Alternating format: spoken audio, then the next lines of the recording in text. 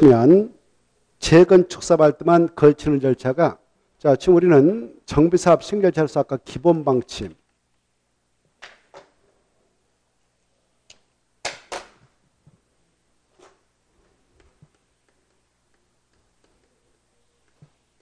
그 다음에 기본계획 수립,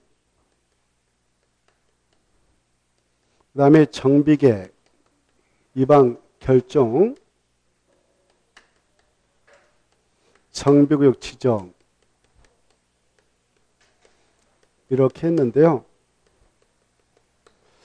이때 재건축 사업을 할 때만 재건축 사업을 하기 위한 정비계획을 입안한다. 그럴 때 미리 입안을 하기 앞서서 이 절차상 여기에서 이 단지에 대한 안전진단을 실시합니다. 재건축을 해도 되는가 아니면 해서 안 되는가라는 안전진단을 실시하게 되는데, 이 안전진단이 137에서부터 139쪽 상단까지 쭉 연결되고 있어요. 여기서 이제 안전진단은 종종 한 문제로 출제되니까 잘 봐두셔야 돼요. 먼저 안전진단은 실시할 때 누가 하느냐? 가로 1번 입안권자 하죠. 정비계획 입안권자, 입안을 하기 앞서 입안권자 미리 안전진단을 실시합니다. 실시하게 되는 경우 수는 박스와 같아요. 재건축 사업을 하기 위한 정비 A종목을 정비계획 수립시기, 수립이라는 말 대신 입안이란 말 수정해 봐요. 수립시기 우리 저번에 이렇게 됐는데 수립이란 말 대신 입안이란 말 많이 써요. 입안. 입안시가 도래한 때 미리 안전을 실시하고, 가로 2번, 3번, 4번 있잖아요. 끝에 10분 이상 동의받아 안전날 실시 요청, 그 말을 꼭 포인트 맞춰가지고 이 단지 안에 있는 주민들을 건축물 및 그 부속 토지 쓰라는데, 그네들이 10분 이상으로 동의서 얻어서 우리 단지가 실시 좀 해주세요 라고 요청서를 대면 요청을 받아들여서 실시를 해 나가는 경우가 있습니다. 이때 요청한 자가 있다면 만약 실시하게 될 때는 그 비용을 요청한 자에게 부담시킬 수도 있습니다. 이때 요청사들은 밑에 별표 보세요. 며칠에 실시를 결정 알려주냐? 30일 봐주시고, 그 다음에 만약 실시하게 된다면 이 단지 안의 것을 대상으로 하는데, 가로 2번 단지는 건축물입니다. 공동택만 그 대상이 아니라 건축물을 그 대상으로 해요. 밑에 가로 2번 별표. 다만 네 가지는 제외되죠. 1. 천재변 등 주택이 붕괴되어서 신속히 재건축할 필요가 있다고 정비 입안권자가 인지할 때, 주택의 구조안 이상 사유금지가 필요하다고 입안권 인지하는 거, 그 다음에 노후 불량축수에 관한 기준을 충족한 경우 잔여건축물, 진입도로 같은 기반시설 설치하여 불가피하게 전국에 포함된 것을 써서 입안권 인지하는 건축물은 안전진단 대상에 제한다. 이거 잘 나오니까 받으시고, 그 다음에 밑으로 건너뛰어서 가로 4번 만약 입안권자가 안전단 실시부를 결정할 때는 현지유서를 먼저 하고 실시부를 결정해야 됩니다. 만약 실시하겠다라고 결정했다면 자기가 하는 게 아니라 전문기관한테 의뢰하죠. 한국시설안전공단, 한국건설기술연구원, 안전진단 전문기관에게 돈 주고 의뢰해요. 그 자들이 들어와서 실시를 하게 됩니다. 그리고 가로 5번 결과보고서를 작성해서 입안권자하고 요청에 의해서 이루어졌다면 요청한 자에게 제출합니다. 가로 6번 이때 입안권자는 안전한 결과가 들어오면 그 결과 플러스 도시계획, 지역권 세 가지를 종합 검토해서 재건축 사업을 하게 한 정비계획 입안 여부를 최종 결정합니다. 자, 결정을 해서 이제 안전단이 이루어지고 재건축 사업의 건에 안전진단이 실시됐다면 전문기관이 들어가서 안전진단 실시해가지고 결과보고서를 제출해요. 제출받았던 시장 군수가 이제 만약 재건축 사업을 하게 한 안전단, 재건축 사업을 하게 한 정비계획 입안을 결정했다. 그래서 입안해가지고 최종 정비 사업을 하자라고 했다면, 재건축 사업을 하자 했다면 그 서류를 다시 올려바쳐야 돼요. 누구한테 올려바쳐야 되냐? 가로 쭉 내려가셔서 오른쪽 넘어오셔봐요. 오른쪽 넘어오시면 제일로 밑에 그 밑에 줄이 11번에 손 봐보세요. 손. 11번에 손을 보면은 안전진단 결과 적정성 여부에 따른 검토를 의뢰받은 기관은 적정성 여부에 따른 검토를 의뢰받은 날부터 60일 내에 그 결과를 시도사에 제출해야 된다. 그리고 부득이한 경우에는 30일 범위 내에서 한 차례만 더 연장해서 그 결과를 제출해야 된다. 이렇게 되어 있는데 그거 보기 전에 다시 왼쪽 봐보세요. 왼쪽 보시면은 8번을 보면 시도사는 안전진단 전문기관이 제출한 안전진단 결과 보고서를 받은 경우 다시 자기가 좀 이상하다 그러면은 한국시설안전공단이라든가 한국건설기술연구원에 안전진단 결과의 적정성 여부에 대한 검토를 의뢰할 수 있습니다. 그리고 가로 9번 이 특강 도사 3명은 안전진단 결과의 적정성 여부에 대한 검토 결과에 따라 이방권자인 시장, 군수, 구청장에게 정비계획 이방 결정의 취소 등 필요한 조치를 요청할 수 있습니다. 이 서울특별시에서는 구청장이 바로 재건축 사업에 대한 정비계획 위반을 결정하는데요.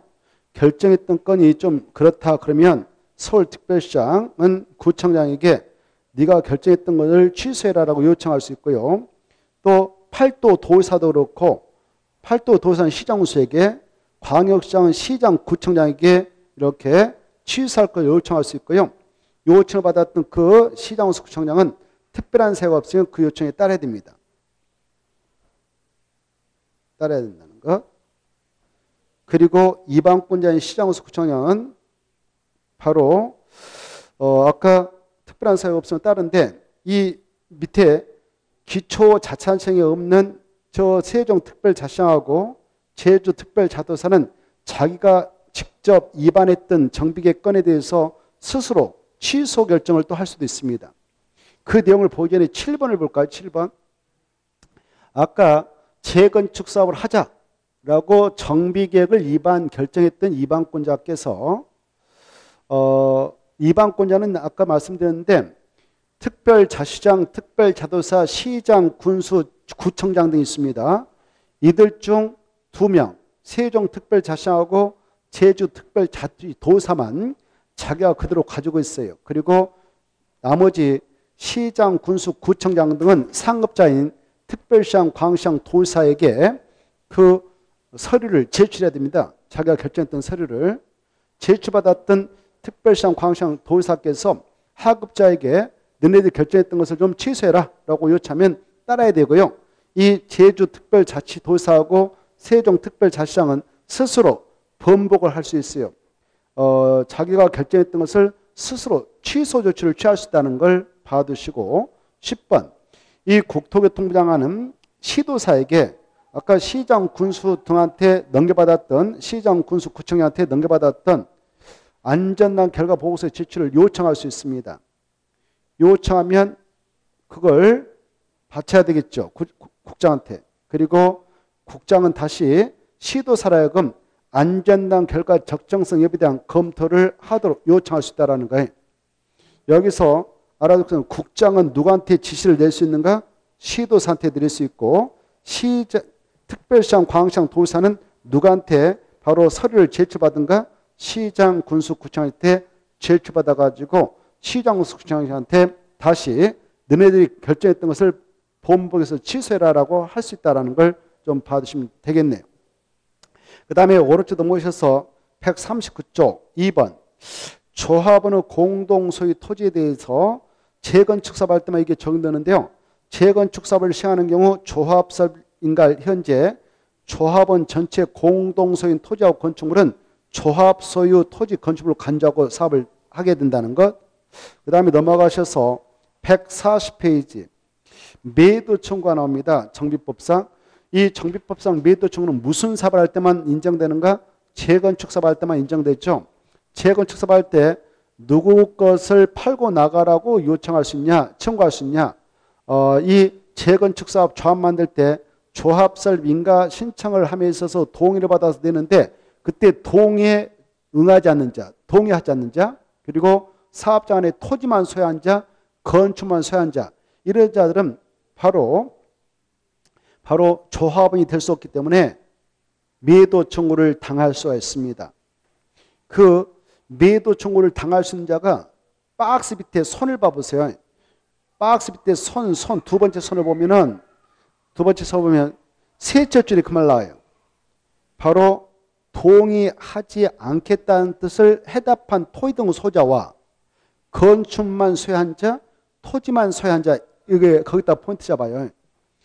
선 두 번째. 박스 밑에 선 두 번째 있죠? 박스 밑에 선 두 번째 선 두째 줄 보면 그 조합 설립에 또는 사업 시행자 지정에 동의하지 않겠다는 뜻을 해답한 토지등 소자와 건축만 소유한 자, 토지만 소유한 자에 대해서는 그네들의 건축물 또는 토지 소유권과 그 밖의 권리를 매도할 걸 청구할 수 있다. 매도 청구 똥 합쳐요. 매도 청구를 당할 수 있는 자는 누구냐? 동의하지 않는 자, 건축만 소유한 자, 토지만 소유한 자가 매도 청구 당한다. 이렇게 받으십시오. 무슨 사업할 때만 그런가? 재건축 사업할 때만 그렇다. 이렇게 받으시고 나머지는 일단 통과해도 되겠습니다. 넘어가시고 쭉 넘어가셔서 142페이지 제5절 정비사업에서 중요한 것들을 비교 정리해 놨는데요. 보면 시행자는 꼭 비교해서 알아두셔야 돼요. 먼저 주거환경 개선사업 시행자, 그리고 오른쪽으로 넘어오셔서 그 정비사업 종류 세 가지, 그것들을 잘 봐두셔야 되겠습니다. 먼저 주거환경 개선사업 시행자 한번 봐보죠. 주거환경 개선사업 시행자 관련해서 1번 주거환경 개선사업은 누가 하느냐? 주로 시장, 군수 등이 직접 시행하기도 하고 토지동소의 가반수 등을 받아서 토지주택공사 등을 사업시행으로 칭해서 시행케 하죠. 주로 스스로 계량망을 통해서 사업할 때 그렇습니다. 그리고 2번 바로 시장, 군수 등이 직접 시행하기도 하지만 토지주택공사 등이라든가 공법인을 단독 시행자로 지정해서 시행케 하고 또 토지동 소유자라든가 공법인을 민간업체, 건설업자, 등록사업자 공동으로 묶어서 공동사업시행으로 지정해서 보내기도 하는데 주로 수용방법, 한지관광법, 관리처분계획 방법으로 시행할 때 그렇습니다. 이럴 때는 얼마의 동의를 받고 들어가도록 됐느냐? 그 사업장 안에 있는 토지 건축물 소유자 지정후 3분의 2 이상의 동의와 세입자 가반수 동의를 각각 받도록 되어 있습니다. 다만 박스 안에 있는 세 가지 사유가 있으면 세입자 동의 절차를 거치지 아니할 수 있는데 그중에 동그라미 1번은 잘 나오니까 세입자 세대수가 토지동 소유자 2분의 1 이하밖에 안 된다. 그때는 세입자 동의는 거치지 아니할 수 있다는 것. 그리고 3번 이 토지동 소유자 세입자 동의 자체를 생략하고 언제 사업 들어갑니다라고 통보만 하면 되는 경우가 있는데 그 사업장에 천재지입이 발생했을 때 그렇습니다. 천재지입이 발생하면 바로 동의 자체를 생략하고 통보만 하고 들어갈 수 있도록 허용하고 있다는 걸 알아주시면 좋겠습니다. 그 다음에 한 장 넘어가 보세요. 이 표가 뒤로 넘어가 버렸는데 144표 가보세요. 144표 보면 이 재개발사업 시행자 나와 있죠. 찾았나요? 이 편집하시면서 편집하신 분이 막 올려버렸네 밖으로.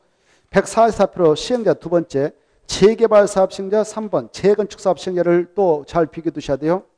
재개발사업은 조합이 시행자가 되기도 하고 2번 토지동호 소유자가 시행자가 되는 경우가 있어요. 동그라미 1번, 2번 묶어놓고. 근데 3번 재건축사업은 시행자가 조합이 됩니다. 그게 중요해요. 무슨 사업은 토지동호 소유자가 직접 사업을 할 수 있냐? 재개발사업만. 이게 잘 나오니까 조합은 재개발조합하고 재건축사업조합이 있는데 이 재개발사업은 조합이 단독 시행할 수도 있고 2번 토지동호 소유자가 직접 단독으로 시행할 수도 있어요. 이게 중요해요. 재건축사업은 토지동호 소유자가 직접 단독으로 하는 경우는 없습니다.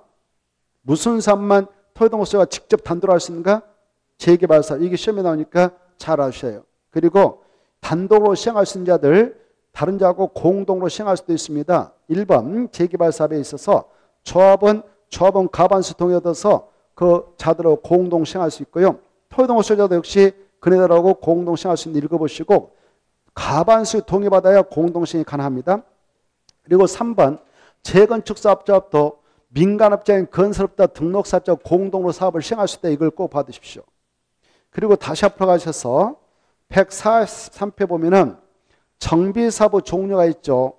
종류 세 가지 이름 꼭 아시고 세 가지 사업 다 어디서만 하냐? 정비가 안쪽에서만 한다. 꼭 아시고 사업 장소는. 그리고 5번 조합 설립 보면 아까 했습니다. 무슨 사업과 무슨 사업만 조합 만드냐? 재개발하고 재건축 사업만 조합 만들고 주거환경 개선하면 조합 만들 절대 없다. 이거 꼭 알아주십시오. 그리고 밑으로 내려오셔서 매도 청구는 재건축만 인정한다. 안전날씨도 재건축만 있다. 조합은 자격자. 이건 중요하니까 꼭 알아주셔야 되겠네요. 재개발 사업 조합이 만들어지면 누가 조합이 되는가? 정비관에 있는 토지수자, 건축물수자, 지상권자 다 강의로 조합은 됩니다. 도합 설립 시 동여부와 무관하게. 그런데 재건축 사업 조합이 만들어지면요.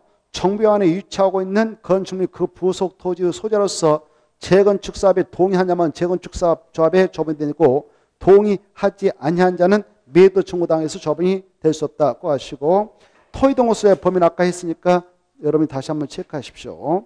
그 다음에 마지막에 그 사업 도중에 시행자 변동이 발생했다. 정비사업 관련하여 권리자의 변동이 발생하면 정전 사업 시행자 권리자의 권리무는 서로 시행자가 된 자가 권리자가 된 자가 고스란히 승계합니다.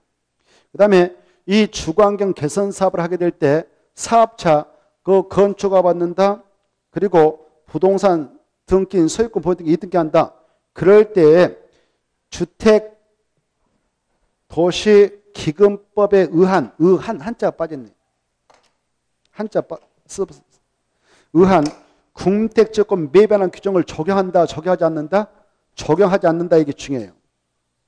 적용하지 않는다 그 말은 궁택지권을 살 필요 없다 이겁니다. 우리 일반인들이 건축을 받는다든가 그리고 소유권 보유등기 신청하다든가 이등기 시작할 때는 궁택지권을 꼭 사야 돼요. 근데 이 주거환경 개선사업은 우리가 하는 게 아니에요. 사인이 하는 게 아니에요. 공적 주인 시장운수 등이 하거든요. 그래서 그네들이 사업 시행자니까 그네들에게는 이 채권 사도록 하지 않도록 하겠다. 그거 말입니다. 그래서 궁택채권 매반한 규정을 적용하지 않는다. 그게 중요해요. 적용한다. 그럼 틀리고 적용하지 않는다. 주거환경 개선사업에 따라 똥함치고 마지막에 적용하지 않는다. 그 말 중요해요. 그 다음에 넘어가셔 보면 정비사업 시행법 나왔죠. 작년에 나왔지만 올해도 또 나올 가능성이 높은 것이 시행 방법입니다. 144페이지 정비사업 시행 방법 중요하니까 잘 꿰뚫 계셔야 돼요. 주거환경 개선법은 5개가 있죠. 5개를 약자로 스스로 개량 방법, 수용 방법, 환지 방법, 관리체 방법, 혼용 뭐 이렇게 암기하세요. 그 다음에 재개발은 2가지 있죠. 바로 환지, 관리청계. 재건축 사업은 뭔만 인정됩니까? 관리청계만 인정된다. 이게 중요해. 그래 환지는 인정되지 않아요. 그리고 재건축 사업은 건설 공급하는 것이 바로 5피트까지 허용되고 있죠. 근데 5피트를 건설 공급할 수 있는 땅은 준주거지과 상업지역에서 재건축할 때만 인정되고 5피트의 연면적은 전체 건축 연면적의 30% 이하만 허용된다 이렇게 받으시고요. 오른쪽도 보시면은 오른쪽에 이 2가지 사업할 때만 이걸 적용합니다. 오른쪽에 있는 내용은 동그란 1번, 2번을 묶어쳐버리세요. 그 주거환경 개선 사업 찾아가 똥남치고 재개발 사업 똥남쳐요. 2가지. 재건축 사업 할 때는 이거 적용하지 않는다. 이게 중요해요. 재건축 사업 할 때는 적용하지 않아요. 무슨 사업과 무슨 사업 할 때만 적용하는가? 그래요. 그걸 먼저 눈으로 찍어 놓으세요. 그 2가지 사업을 하게 될 때에만 그 시행자를 바로 시행자에게 야, 그 사업차 철거되는 주택 소유자 세입자를 위한 주거 안전 대책으로서 임시 거주 조치를 꼭 취해줘야 된다 이렇게 하고 있어요. 의무사입니다. 의무사. 임시 거주처를 꼭 취해주면서 그 사회라 철거되는 주택 소유자 세입자를 위해서 그 의무를 이행하기 위해서 필요하면 국가 똥남치고 지방자치단체 똥남쳐요. 두 개를 똥을 쳐서 밑에다 써. 무상사용.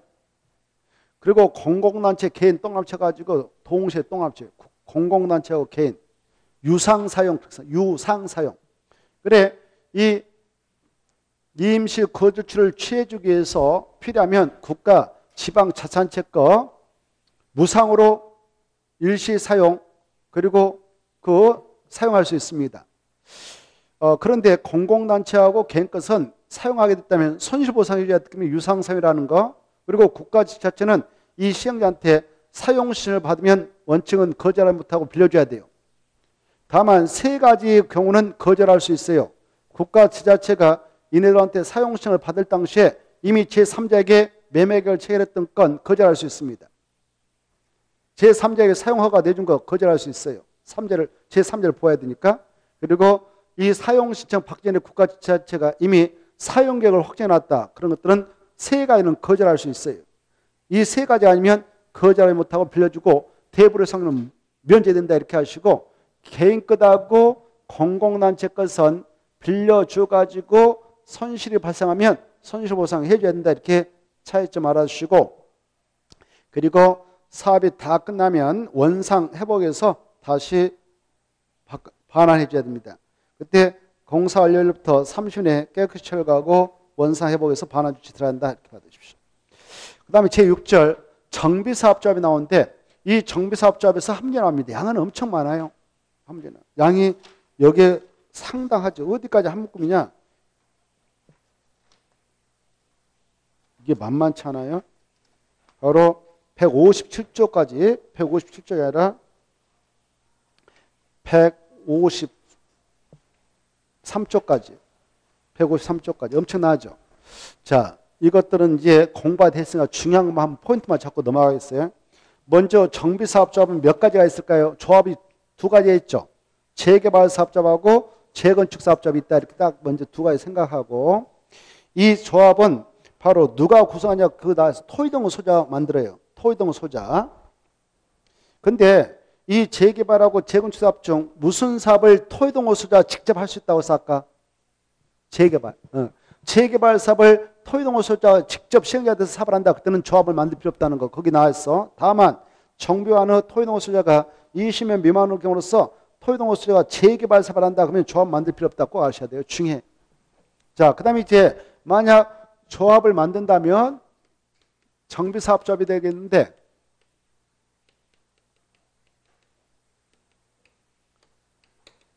이 조합을 만들 때는 정비관에 있는 토의동을 만들죠. 그래서 정비구역이 지정 고시된 후에 만듭니다. 고시된 후에 여기에 있는 토의동을 만들죠. 만들 때 추진을 구성하는 경우가 있고 구성했다는 승인받죠. 관할 시장구수한테. 이때 추진을 구성하지 않을 수도 있죠. 어떨 때 공공지원사업 할 때 시장구수들이 지원할 때는 바로 추진을 안 만들 수 있어요. 그때는 바로 조합 설립인가를 신청하면 됩니다. 추진회가 구성됐다면 추진회 측에서 설립인가를 신청하죠. 추진회가 만들었다, 그래서 승인 떨어졌다, 그러면 추진회 측에서 하고 추진을 안 만들었다, 그러면 토의동을 소자가 직접 인가를 신청하죠. 아까 그 기간을 말씀드렸죠. 정비정후시원회 2년에 추진회 승인 신청하고 승인 떨어지면 승인받았던 추진회 측에서 또 2년에 조합 설립 인가 신청하고 재개발 사업을 하게 될 때 재개발 아니라 추진을 구성하지 않고 할 때는 토의동호 소자가 직접 하는데 토의동호 소자가 조합설 인가를 신청할 때는 정비구 지정고시하고 나서 몇 년에 인가를 신청하라고 했어요.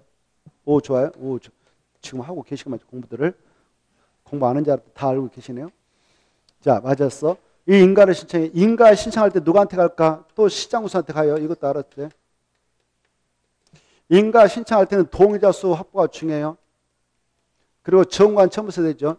조합정관 만들어야죠. 이때 동의요건 어마어마하게 중요해. 이따 보겠어요. 인가 신청해서 요건 맞았다 하면 설립인가 되죠. 설립인가 받으면 바로 조합은 성립될까요? 등기해야 될까요? 오, 그래. 법인 등기해야 돼.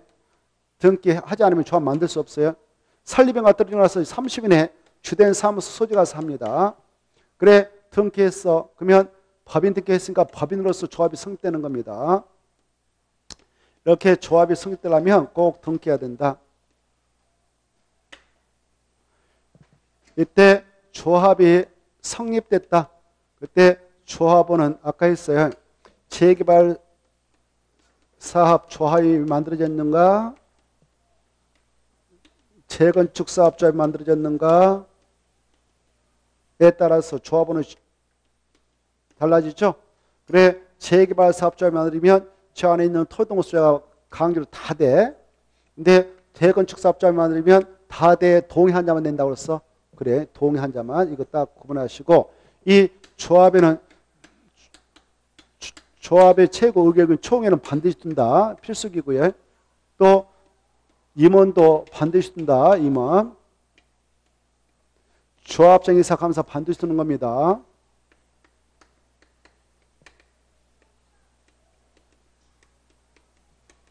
이때 총회 관할 대항에서 이 조합의 구성이 조합원 수가 100명 이상이면 대원을 둘 수 있다. 둬야 된다. 대원해.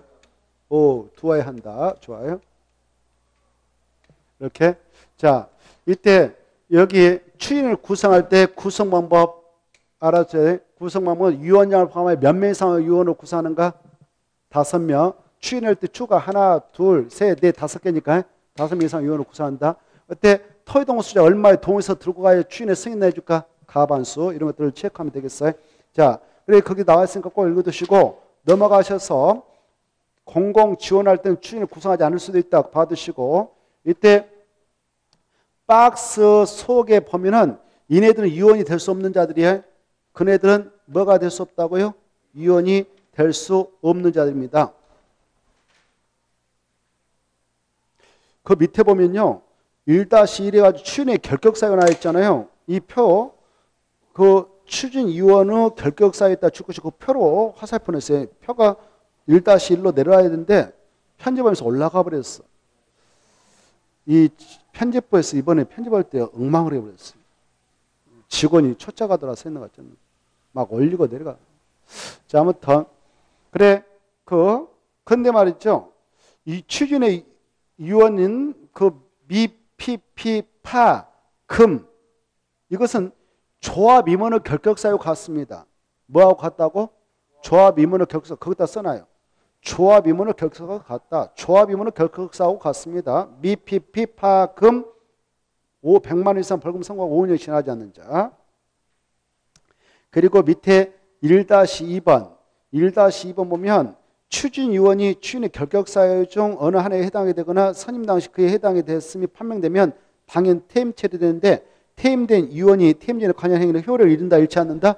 잃지 않는다. 그거 중요해요. 2번 조합위원도 똑같아. 이따 나오는데 2번 추진의 업무 내용을 꼭 읽어두세요. 그중에 1번 정비사업 정합자 선정하고 변경할 수 있는 권한이 있다. 그 정도 보시고 꼭 읽어두셔야 돼. 가로 3번으로 가서 이 정비사업 정합자 선정할 수 있는데 선정하게 될 때는 경쟁입찰 그리고 수의계약분 2번 이상 요청되면 수의계약으로 선정할 수도 있구나. 이렇게 받으시고 그 다음에 가로 6번 추인에는 바로 조합 설명과 들으면 30일에 조합한테 사용 경비 회계장을 다 넘겨줍니다. 그러면 조합 측에서 책임져야 되죠. 오늘 시도 모셔서 3번에 가로 1번 2번 이제 어마어마하게 중요해. 이 조합설 민가 신청 시 확보해야 되는 동요건은 반드시 나온다 생각하고 이거 모르면 다른 거 해봐 할 필요 없어요. 이거 모르면. 이 수치가 어마어마하게 헷갈리니까 출전도 다 알고 있어요. 그래서 이거 내죠. 이거 재개발 사업 조합설 민가 신청하려면 4321 4321 거기다 또 한번 4321 4321 4321 찾았나요? 그 다음에 가로 2번 봐봐요. 재건축 사업 추진회가 조합설 민가 신청하려면 주택단지 전체가 있고 각동별이 있는데 각동별은 구분소자 가반수 동의와 전체는 구분소자도 4분의 3 그리고 토지면적도 4분의 3 각동별만 가반수죠. 4343 동의받아 인가받아라. 근데 주택단지가 안재기 재건축 사업인 정비구에 포함됐다 그러면 토지 소유자 건축 소유자는 4.3 면적 3이 이것과 암기. 4.3.3이 4.3.3이. 자, 그리고 나머지 통과해도 될 것 같고 넘어가세요. 쭉 넘어가면은 149쪽이 나올 거예요. 149쪽 보면 바로 가로 2번이 나올 겁니다. 이 동의 철회 반대의 표시 시기가 나있죠. 그것 좀 읽어두세요. 동의를 했어. 야, 나 조합설비한 찬성한다 해서 동의했다 합시다. 동의했던 거 마음 바뀌면 철회할 수 있어. 근데 철회할 수 있는 시점이 있습니다. 철회하려면 바로 인가를 신청하기 전까지 해야 된다는 거. 인가가 신청 들어가면 할 수가 없다 그 말이에요. 박스 안에 가로 2번 149쪽. 근데 인가를 신청하기 전이라도 바로 조합 설립에 대한 동의는 최초로 동의하부터 며칠까지만 처리할 수 있다. 그래, 그것도 알았어요. 내가 오늘 동의서 줬어. 그러면 30일 지나면 처리 못해요. 근데 또 조합 설립에 대한 동의는 최초로 동의하부터 30일 지나지 아니한 경우도 아직 내가 동의서 줬는데 30일 안 지났어. 근데 창립청을 개최해버렸어. 창립청에 개최돼 버리면 더 이상 처리 못해요. 그리고 가로 3번 동의를 처리할 때는 투관됐다 발송합니다. 내용 증명 형식으로 동의 상대방하고 그 인가권자 시장군수한테 통보하게 되는데 그때 효력받은 선씨는 이 시장군수 등이 철회서를 접수한 날을 접수했던 사실을 동의 상대방 통보한 때 하고 동의 상대방이 도달한테 좀 빠른 때에 그 효력이 발생한다는 거 꼭 바로서 빠른 때. 그 다음에 5번에 1번 꼭 읽어두셔. 등기함으로써 성립한다. 문자로서 정비사업자가 꼭 써야 된다. 가로 4번 이 법에 규정한 것을 먼저 정해 없으면 민법적 사단법이 준용한다. 임원은 반드시 준다. 근데 임원은 겸직이 허용된다. 금지된다. 금지된다. 없다가 중요해. 넘어가고 그 다음에 임원은 반드시 돼야 된다. 아까 했죠. 필수적이다. 그리고 조합장 1명 이사는 원칙 3명 이상 꼭 둬야 돼. 토지동호 수자가 100명을 초과하면 5명, 100명 이하면 3명을 돼야 된다고 알았어요. 원칙적으로 3명 이상 돼야 된다 할 때 원칙적으로 그 말에 또 맞춰봐요. 원칙적으로 그 말에 또 맞추고 그 자리에다 토지 등 소유자가 100명 이하이면 그랬어 봐. 원칙적으로 그 말에 또 맞춰서 토지 등 소유자가 100명 이하이면 그렇게 써놔. 토지 등 소유자, 이 사업자네요. 여기 토지 등 소유자가 100명 이하면 조합의 이사는 3명 이상을 두고 토지 등 소유자가 100명 초과하면 5명 이상 두라 그 말이에요. 감사는 1명에서 3명 이하만 두면 되고요. 그 숫자가 잘 나와요. 왜? 낼 게 없으니까 그렇게 됩니다.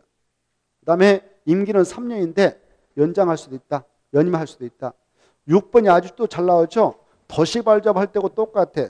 조합장 이사 자기를 위한 조합과의 계약 소송에 가서는 누가 조합을 대표한가? 감사. 이거 잘 나오니까. 임원의 결격서 안 할까? 추진위원의 결격서 갔다고 그랬죠? 미피피 파금 100만 이상 벌금 선고받고 5년 지나지 않는지 이거 받으세요. 똑같아. 임원의 결격사나 추진위원의 결격사는 똑같아. 그리고 그거 9번이 잘 나와요. 아까 똑같아. 퇴임된 임원이 퇴임 전에 관여 행위는 그 효력을 잃는다 잃지 않는다? 잃지 아니한다.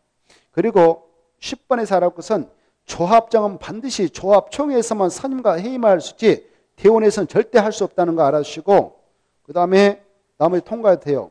오른쪽 넘어오셔서 6번 별표를 꼭 알아주셔야 돼요. 별표. 별표 아까 했던 겁니다.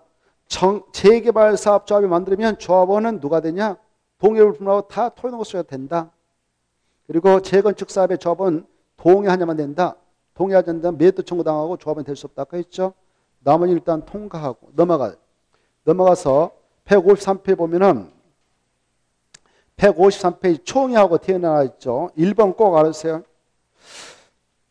총회는 반드시 두는데 대원에는 조합원수가 몇 명 이상 할 때 둬야 되는가?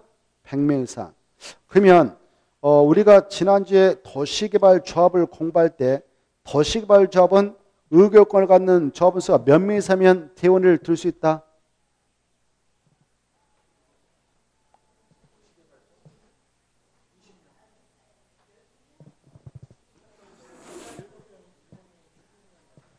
아니, 다시 한번 드릴게요. 의결권을 갖는 조합원 수가 몇 명 이상이면 도시개발 조합에는 총회의 권한을 대행할 수 있는 대원을 둘 수 있다?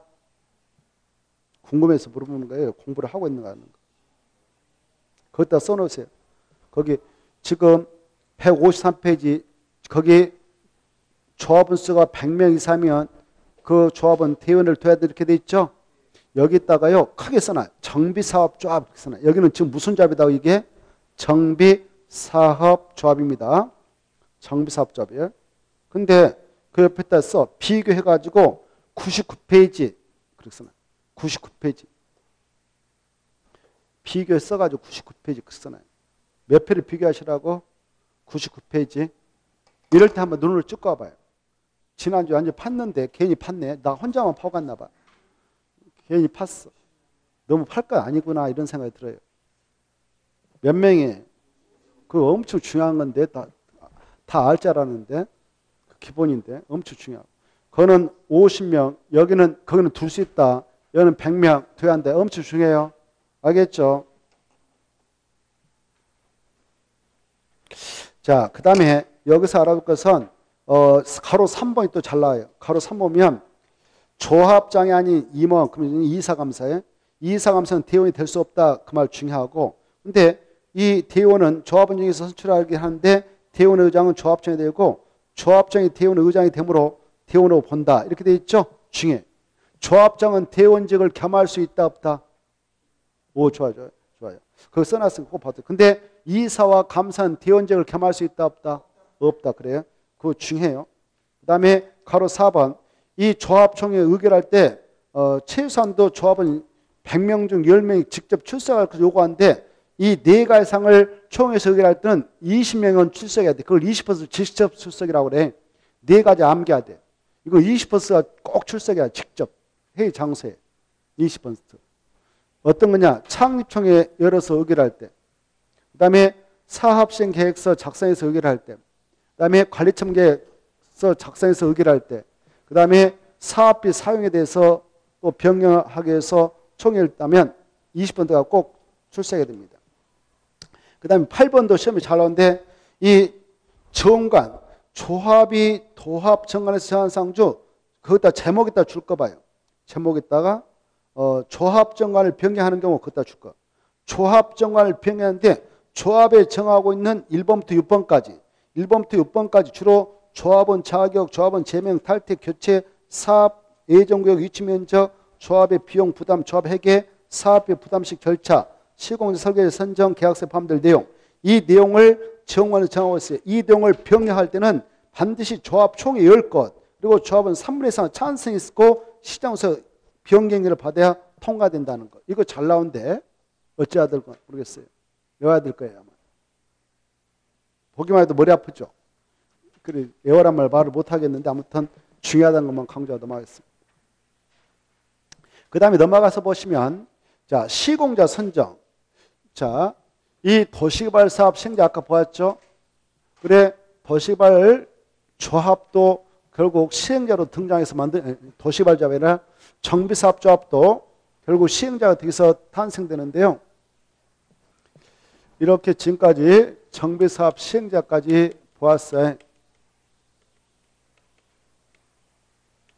정비사업은 세 가지 있죠. 주거환경 개선사업, 재개발사업, 재건축사업이 있어요. 이때 주거환경 개선사업이라고 하는 것은 주로 시행자가 누가 되냐? 아까 시장, 군수 등이 주로 해줘요. 바쁘면 토지 주택공사 등을 찍어서 보내기도 하고.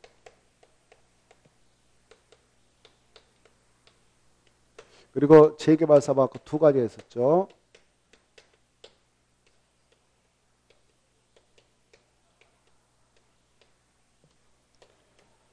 이렇게 있었어요. 그래 얘네들 시행자로서 탄생되어서 사업할 때 지네들이 공사하는 게 아니에요. 공사를 하게 되는 업자를 선정해. 이걸 시공자로 선정한다고 그래요. 근데 시공자 선정 시기가 있고 선정 방법이 있어요. 이 시공자는 공사하는 사람이죠. 대한민국에서 이런 시공 능력을 인정받고 있는 사람은 건설산업 기본법 따라 건설업 면허를 갖고 있는 건설업자하고 주택법상 주택, 대지, 조성 사업을 하겠느라고 국장한테 세 가지 요건을 구비해서 등록을 받은 등록사업자가 있어요. 등록사업자. 건설업자하고 등록사업자. 그 자들을 시공으로 선정해 나가는데 이때 조합은 언제 시공으로 선정하냐? 조합은 설립인가를 받은 후 선정하는 거예요.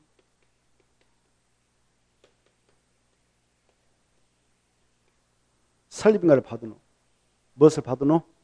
설립인가를 받은 후 선정합니다. 자, 그때 선정할 때는 어떻게 하느냐? 바로 경쟁입찰. 무슨 방법? 경쟁입찰 방법을 통해서 선정을 해요. 근데 말입니다. 여기 봐봐요. 조합이 아니라 토지동호 소작한다 합시다. 토지동호 소작할 때는 바로 설립인가 없을 거 아니에요. 그렇죠? 그래서 얘네들은 바로 언제 하느냐? 아까 사업자로서 사업시행인가 신청해. 그래서 사업시행인가를 받아. 사업시행인가를 받고 나서 선정하는 거예요.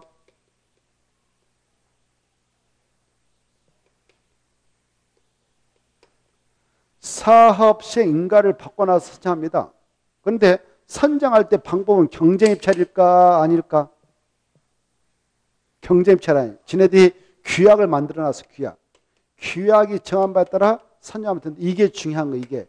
자, 거기에 몇 번에 2번이 중요해. 2번. 토지동호 소유자가 재개발 사업한다. 그때 시공자 선정할 때 언제 하냐? 사업시행인가를 받은 후 어떻게 하느냐? 규약에 따라 이렇게 돼 있잖아. 규약. 이게 어마어마하죠. 규약에 따라 그 말도 시험에서 경쟁 입찰 방법을 따라 이렇게 나왔어. 틀려요. 그럴싸하잖아요. 그게 함정이에요. 함정. 알겠죠? 경쟁 입찰이 아니라 바로 규약에 따라 그것 때문에 보았어요. 1번 봐봐. 재개발 재건축 사업조합이 설립인가를 받은 후 바로 경쟁 입찰, 이해상 입찰 등 수계약으로 이 업자들을 선정하는데 시공료로 반드시 총회에서 선정하죠. 다만 조합원수가 100명이 하면 조합 총회를 열어서 정한 점에 따라 선정할 수도 있습니다만은 토지동호 소유자 재개발 사업할 때는 반드시 규약에 따라 선정해야 한다. 이걸 봐두세요. 그리고 밑에 이 시장수, 얘네들이 시행자다. 얘네 시행자할 때는 사업 시행자 지정고 시에 선정합니다만은 그건 참고로 한번 보시고 잘 안 나오니까 통과하고. 2번이 중요해. 2번하고 1번. 2번하고 1번 꼭 봐두시고 그 다음에 155페이지에 이 사업 시행자상 이 시행자들 사업 시행에서 인가 받아야 됩니다. 인가 받기 위해서 신청하면 시장 군수 등이 인가권자니까 바로 인가 여부를 결정해서 알려주겠지만 인가 여부는 며칠이면 답이 나오느냐? 60이 나와요. 한 장 넘어가 보세요. 156페이지. 사업 시행계 인가 절차에서 시장 군수 등은 사업 시행인가 신청이 있으면 바로 그날부터 60일 내 인가 여부를 결정 알려주라 이렇게 돼 있죠. 이 사업 시행인가 신청을 받고 나서 우리들의 의견 우리들이 좀 보자 그러면 공람을 시켜서 의견 듣게 되는데요. 그때 14일 이상 공람을 시킵니다. 그리고 그 기간 내 이해관계자들은 의견서 제출할 수 있어요. 타당히 반영해 줍니다. 그리고 가로 3번이 또 시험에 잘 나와요. 사업시행 계획서 작성해서 인가시행이 들어왔는데 그 사업이 재개발 사업이요. 재개발 사업인데 아까 이네들이 주로 사업을 하잖아요. 시행자로서. 근데 이네들이 지금 문제에서 폐지해버렸고 일정한 요건을 갖춘 자에게 사업시행을 줬습니다. 그 자들이 지정개발자예요. 지정개발자. 누구다고요? 지정개발자. 지정개발자에게 재개발 사업을 할 수 있도록 허용을 해줬어요. 그래서 이 자들이 사업시행계획서 작성해서 인가시행이 들어왔는데 바로 인가되면 이네들도 문제가 될성 싶다. 그럴 때는 야 믿업지 않으니까 사업비 20%를 미리 예치라고 할 수 있어요. 몇 퍼센트 예치게 할 수 있다고요? 그래 20이란 말이 아주 잘 나와요. 30으로 나와요. 그러면 정말 헷갈려서 틀려버리죠. 네? 30이라 20. 지정개발자, 재개발 사업할 때 그렇다. 그리고 예측해 할 수 있다. 이것도 중요해. 하게 해야 한다. 그렇다 틀려. 임의적이에요. 그래 이제 사업비 20은 상당하죠. 만약 100억 공사다 그러면 20을 예측해야 한다. 이거 압니까? 엄청나죠. 예측하고 공사하게 했어. 사업 다 끝나고 나서 분양처분하고 소유권 넘겨주고 해서 청산금 지급이 완료됐다. 청산금 주고받고 끝냈다. 그러면 사업을 완벽히 끝냈으니까 다시 반환해 줍니다. 언제 돈 내주냐 이거 20억 예치해놨다면 청산 없이 완료된 때 반환해줘요. 다시 그 지정개발자한테. 그 다음에 3번 이 시장 군수 등은 사합시인가 고시를 내주려고 할 때에 인가 내주려고 할 때 사합시인가 내주려고 할 때에 이 사업장으로부터 200m 이내에 무슨 학교 같은 교육시설이 있다. 그러면 이쪽을 치면 교육장 교육감하고 미리 협의를 꼭 해야 돼요. 지금 인가 내줘가지고 철거 같은 거 해도 되겠습니까? 라고. 그래 미리 협의를 해야 됩니다. 언제 철거 공사는 했으면 좋겠습니다라고 의견을 받도록 하기 위해서 이런 절차를 두고 있다는 것. 4번도 꼭 봐두세요. 이 사업 시행 계획 인가가 떨어지면 이제 본격적으로 급속도로 사업은 진척돼 갑니다. 바로 이때로부터 막 분양시청 받아들이고 막 그러니까 그래 사업 시행 인가를 했다면 그 사실을 관할 경찰서장에 통보해. 왜? 사업 시행 인가가 떨어지면요. 오늘 여기가 사업장인데 사업 시행 인가 오늘 떨어졌다 그러면 이날을 기준해서 여기에 있는 종전토지 건축 가격을 싸 매깁니다. 감정가로. 그러면 A 집과 땅은 얼마짜리다, B 집은 얼마짜리다 이거 아니까 가격이 나왔잖아요. 가격 알고 다 적어놨으니까 이삿짐 싸고 나갔으면 나가는 거예요. 그러면 빈집이 속출해. 그 사업장 안에 들어있는 땅을 보면 빈집 속출하니까 어때요? 남아있는 사람이 있고 나간 사람이 있고 그럴 거 아닙니까? 빈집에는 밤에 누가 들어올 수 있어? 불량배들 들어올 수 있단 말이에요. 청소년들. 그래서 우범지대가 될 수가 있으니까 그걸 잘 관리하도록 하기 위해서 이 규정을 두고 있어. 시장수 등은 사업신가를 한 경우 그 사실을 관할 경찰에 통보해라. 그리고 인가한 경우 정부 내 주민 안전 등을 위하여 그 순찰 강화, 순찰 초소 설치 등 범죄 예방을 위하여 필요한 시설의 설치 관리에 관한 사항을 그 청장한테 경찰청장, 지방경찰청장, 경찰서장한테 요청할 수 있다. 이렇게 뭐 CCTV를 좀 많이 좀 설치해 주라 이렇게 한다든가 이렇게 할 수 있습니다. 그 다음에 나머지 통과해도 되겠네요. 나머지 통과하고 넘어가십시오. 158페이지 주민 대표회 등이 나와 있죠. 주민 대표회. 이 주민 대표회는 이 시장, 군수, 토지, 주통사 이네들이 사업을 하게 될 때요. 원래 조합 만들었다 그러면 정부 안에 있는 토지동수가 만든 것이거든. 이것도 지네들이 한 거죠. 조합 토지동수가 만든 거죠. 근데 이네들이 하면 이네들이 시행자다 그러면 어때요? 그 안에 사업장 안에 있는 토지동수자들은 자기 의견을 제시해서 일대로 가서 의견 제시가 벅차잖아요. 그래서 너네들은 대표기구인 주민 대표를 구성해서 의견 제시해 주라 이렇게 하고 있어요.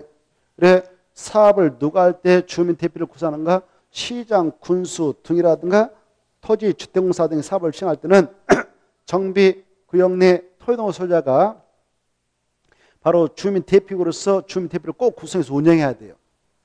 이때 주민 대표 구성원 수는 너무 마음에 안 드니까 5명 이상 5명 이하로 자르게 돼 있습니다. 그리고 합법적인 주민 대표로서 인정받기 위해서 토지동호 소유자 과반수 동의받아서 승인을 받도록 돼 있어. 시장공사한테. 아까 마치 추인회하고 비슷해요. 근데 말이죠. 아까 추인회는 위원장을 포함해 5명 이상 위원으로만 구성되죠. 이건 5명 이상 5명 이하로 자르게 됐다. 이게 최소하고 최대수를 동시에 규정하고 있어요. 그리고 이 시장, 군수 등한테 그네들이 시행자인데 사업을 하는 시장, 군수, 토지, 동사 등은 사업 시행규정을 만들어서 사업을 합니다. 이때 시행규정을 정할 때 이 주민 대표 측 또 세입자 측에서 철거는 이렇게 하겠으면 좋겠습니다. 이주, 세입자 퇴거, 보상, 세입자 주거 이전 보상, 사업비 부담, 뭐 입주 자격 이렇게 정했으면 좋겠습니다라고 의견을 제시하면 적극 반영해서 그 시행규정을 정하도록 되어 있다는 거예요. 그리고 토지동 소유의 전체에는 참고로만 보시고 나올 가능성 좀 희박합니다. 넘어가시고 160페이지 자, 이 사업 시행 인가 고시를 받았다.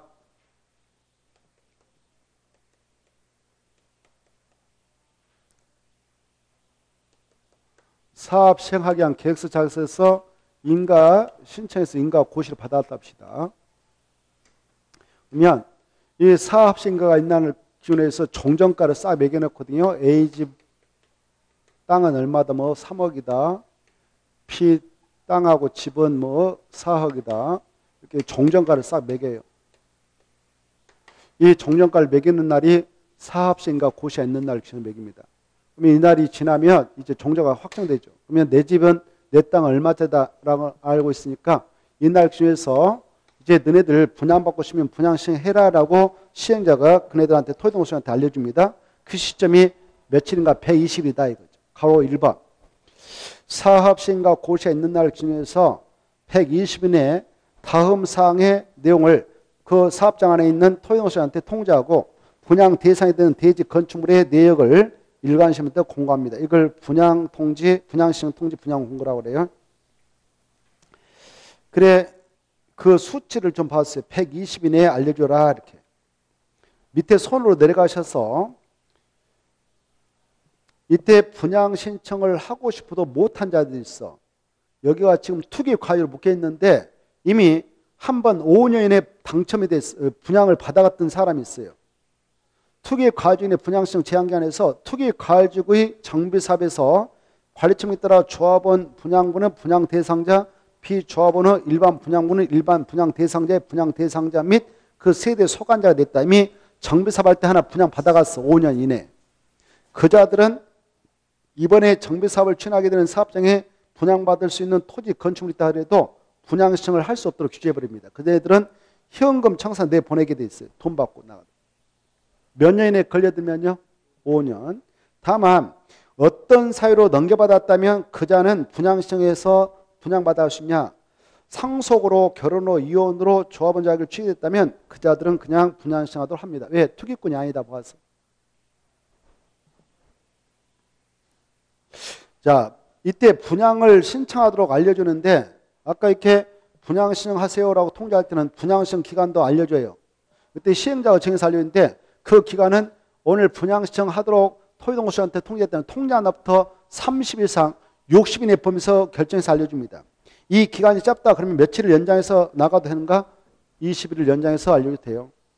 자, 그러면 우리가 이제 그 사업장 안에 분양 신청할 수 있는 자격이 있는 뭐 조합원 지위를 가지고 있다. 그러면 그 기간 내에 신청하면 돼요. 가로 3번. 근데 말이죠.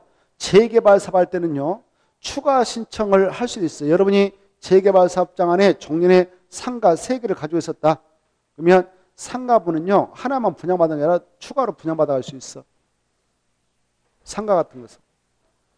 그거 보면 재개발 사업에서 추가 신청할 때 재개발 사업의 경우 토지동호수자가 정비사업의 제공되는 종전토지 건축물에 하여 분양받을 수 있는 것에 의해 공사비 등 사업 시행에 필요한 비용의 일부를 부담하고 대지 건축물을 분양받을 때는 분양시한 때 그 사를 분명히 하면 돼요. 나 추가 분양 신청 받고 싶어요. 이렇게.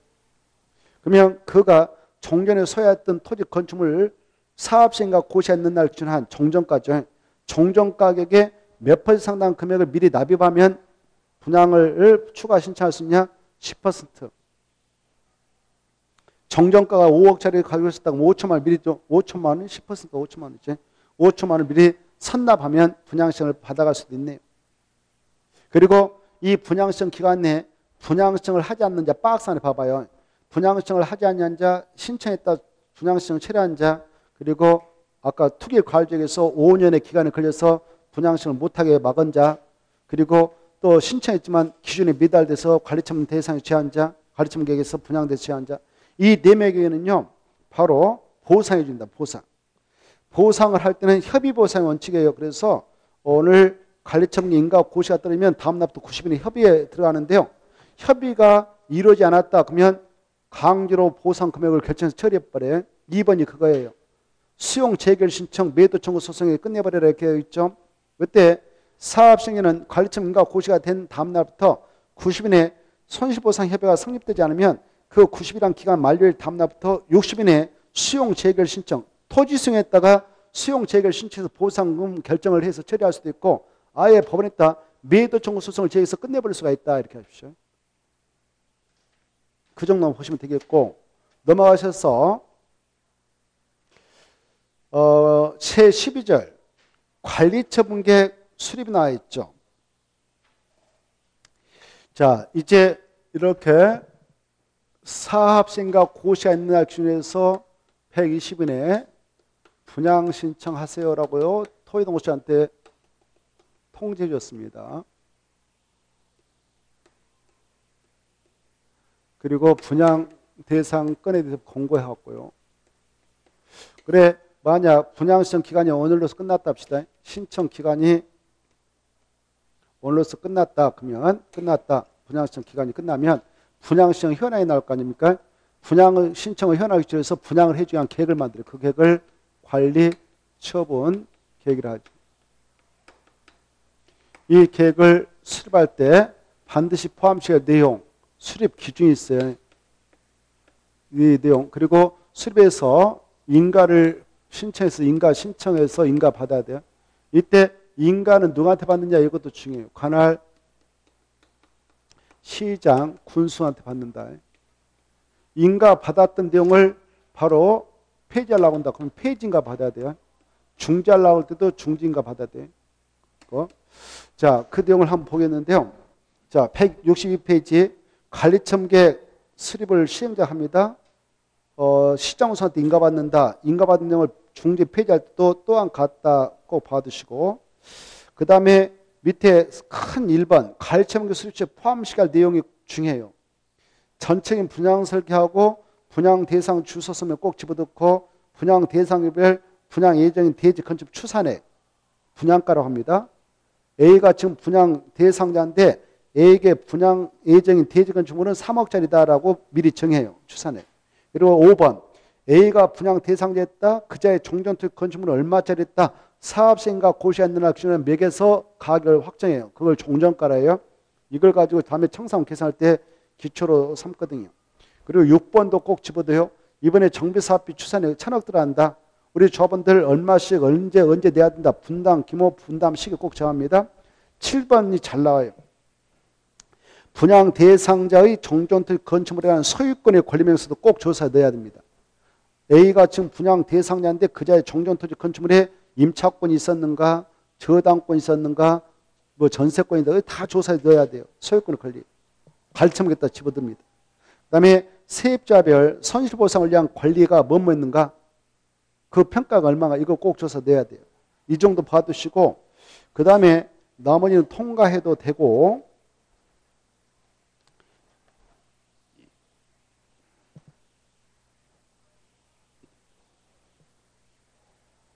쭉 넘어가셔서 자 2번 관리첨계를 시행자가 수립할 때 자기 마음대로 수립하지 못합니다. 이 기준에 따라 수립하는데 이 기준이 잘 나오니까 잘 봐두셔야 돼요. 1번 원칙은 적용한건이 되도록 종전투기 건축물의 세 가지를 고려해서 분양 대상에 대한 대지 건축물이 균형 있게 분양 신청자에게 배분되도록 해야 되는데요.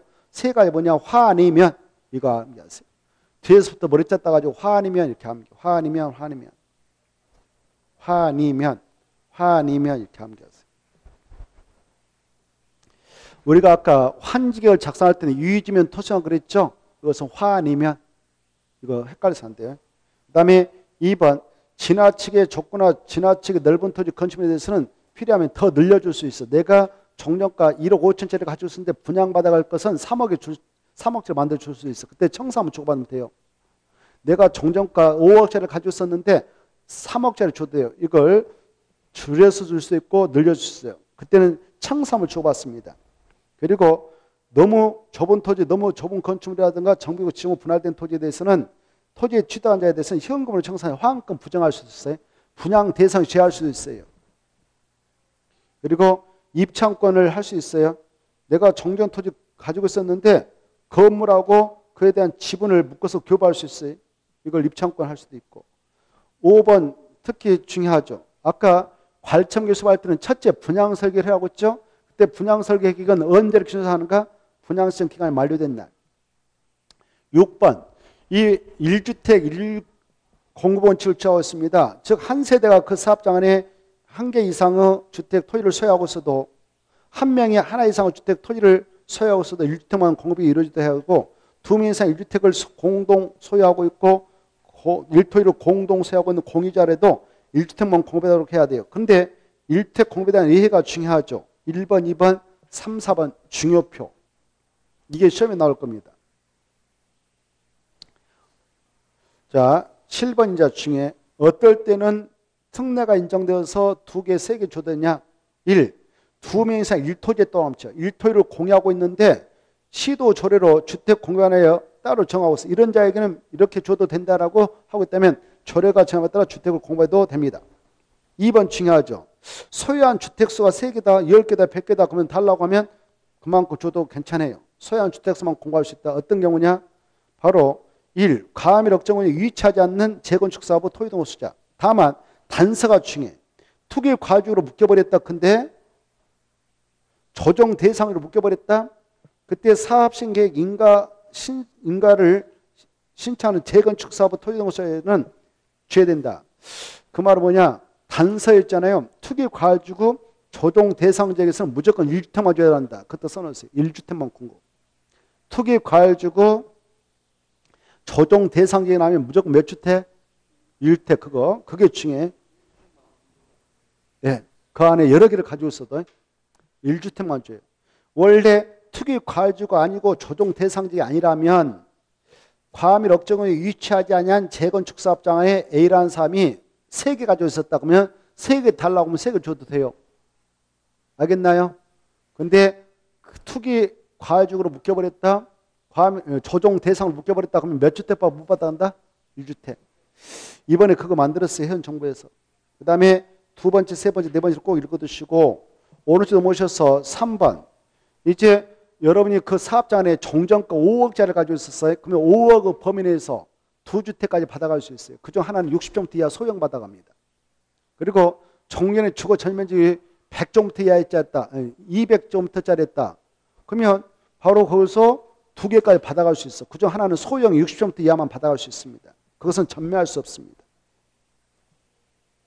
4번이 과밀 억정원에 위치한 재건축 사업은 3개까지 받아갈 수 있는 3개까지. 이거 박근혜 정권 시대에 도입한 건데 현 정권을 잡았던 세력들이 단서를 넣어버렸어. 단서. 야, 재건축 사업을 과밀 억정원에서 할 때 3개가 받아갈 수 있다고?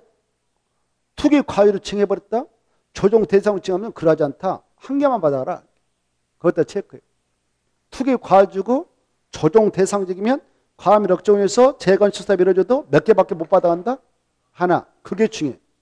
원래 투기 과주고 조정 대상자 아니면 몇 개까지 받아갈 수 있는데 3개까지. 그게 올해 시험에 나올 거니까 단서를 잘 꼼꼼히 읽어두세요. 그리고 밑에서 알아둘 것은 이제 봐보세요.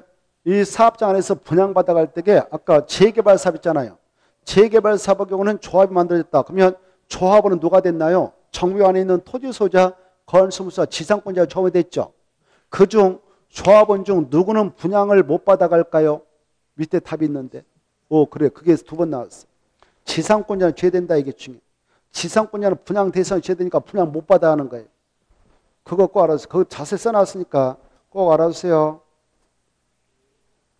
자, 다음에 통과해도 되겠고요. 그리고 별표 꼭 읽어두세요. 이 사업 시행은 정비 사업 시행으로 건설된 대지 건축물은 인가든 무슨 계획에 따라 꼭 처분하고 관리해야 되는가? 관리처분계획. 근데 시험에 나왔어. 사업 시행 계획이라고. 사업 시행 계획이 아니라 관리처분계획이다. 아주 중요해. 그리고 밑에 3번은 통과해도 되겠고 넘어가서 보면 조정 뭐고 또 통과해도 되겠고 13절이 중요하네. 이 관리처분계획 인가 신청을 해서 받았어요. 관리처분 인가를 받아내면 이제 이 어떤 효과가 있냐? 종전토지 건축물로 사용수익이 정지됩니다. 그래서 본격적으로 철거에 들어가고 철거를 하게 될 때는 인가를 받아내야 하는데 인가를 받기 전에도 그 사업장 안에 있는 노브랑 건축물들 붕괴 우려가 있으면 그 건물주한테 동의받고 시장사한테 철거받아서 부실 수가 있어요.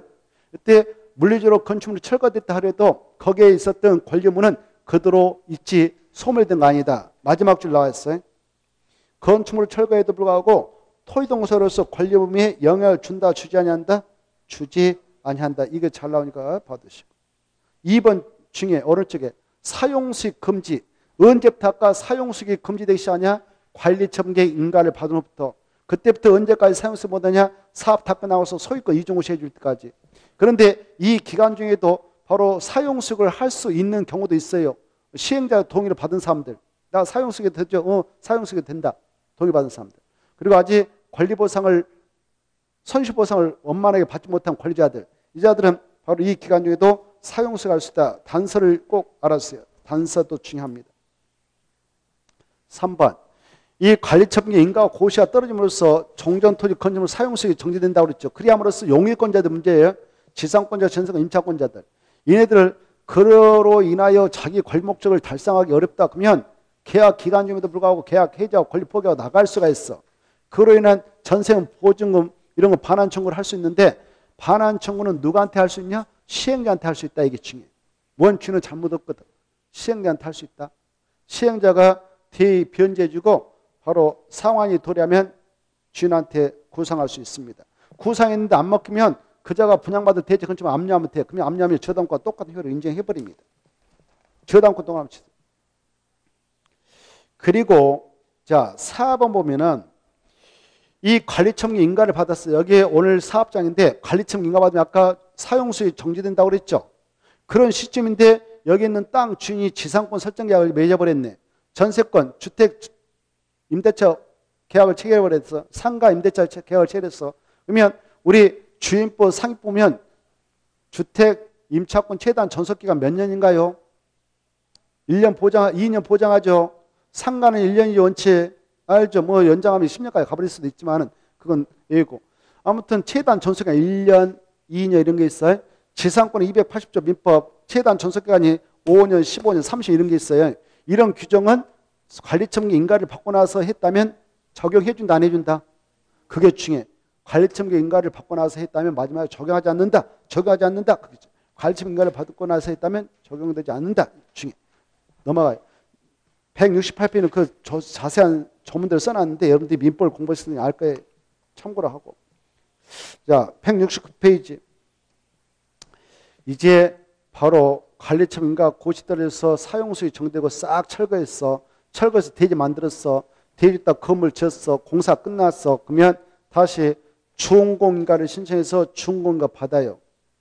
그러면 공사를 고시에 떨어졌어. 그러면 이제 사업 완벽하게 끝났어. 이때 3번으로 내려와봐요. 3번 내려보면 준공인가 전에도 건축물로 사용허가를 받아서 사용할 수도 있어요. 읽어보셔요. 그거 읽어보시고 이제 넘어가서 보면 중요한 게 나와요. 4번.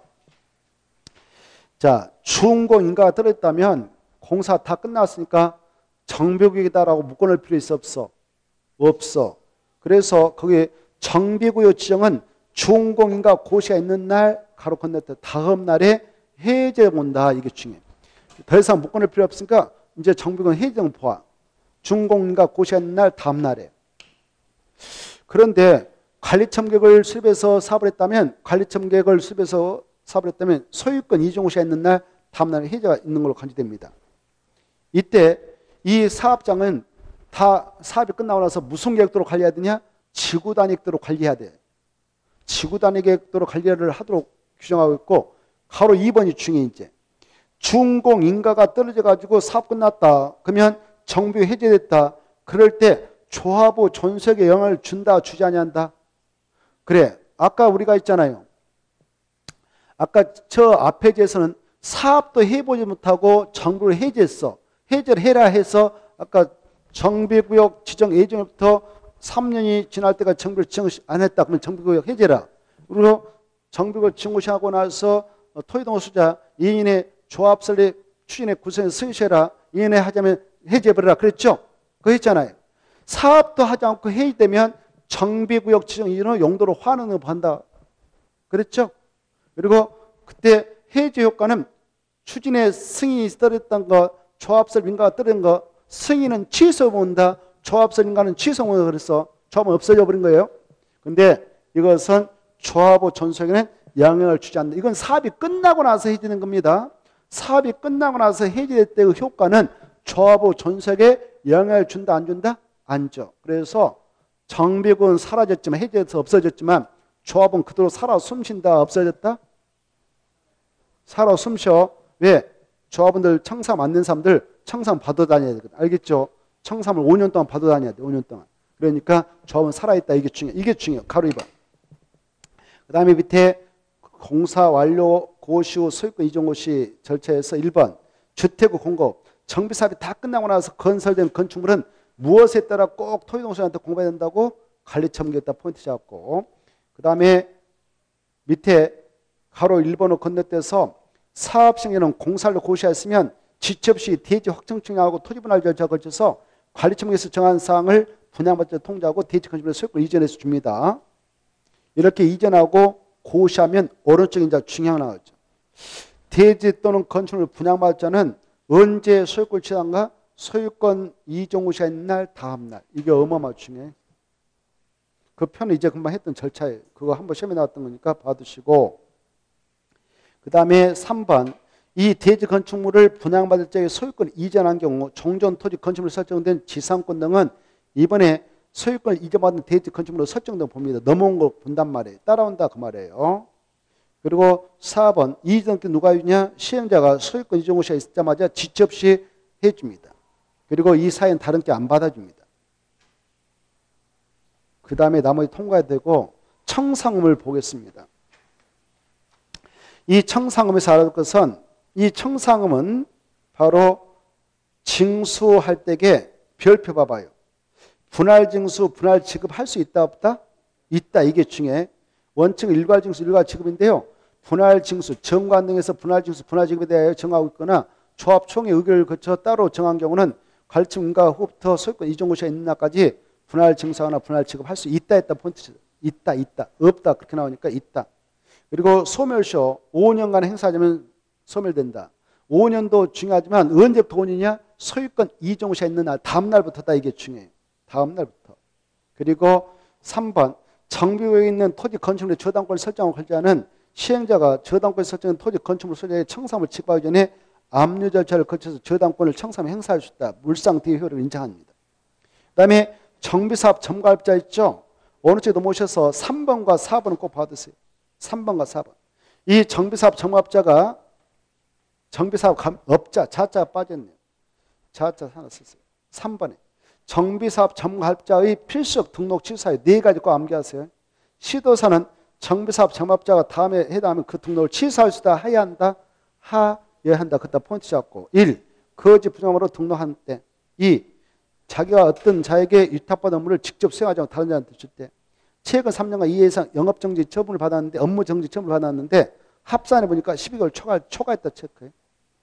다른 사람에게 자기 생명 상으로 생하여 이 법에 정한 업무를 수행하게 하거나 등록주 대한테 4개 암기해야 됩니다. 4번. 정비사업 점업자는 동일한 정비사업에 대하여 다음 후 업무를 병행하여 수행할 수 있다 없다? 없다가 중요해. 없다 했다 포인트 팍 줘요. 있다 그럼 틀리겠어요? 이 한 업자가 한 사업장에서 철거, 설계, 시공, 회계감사를 동시에 다 맡아서 할 수 있다 없다?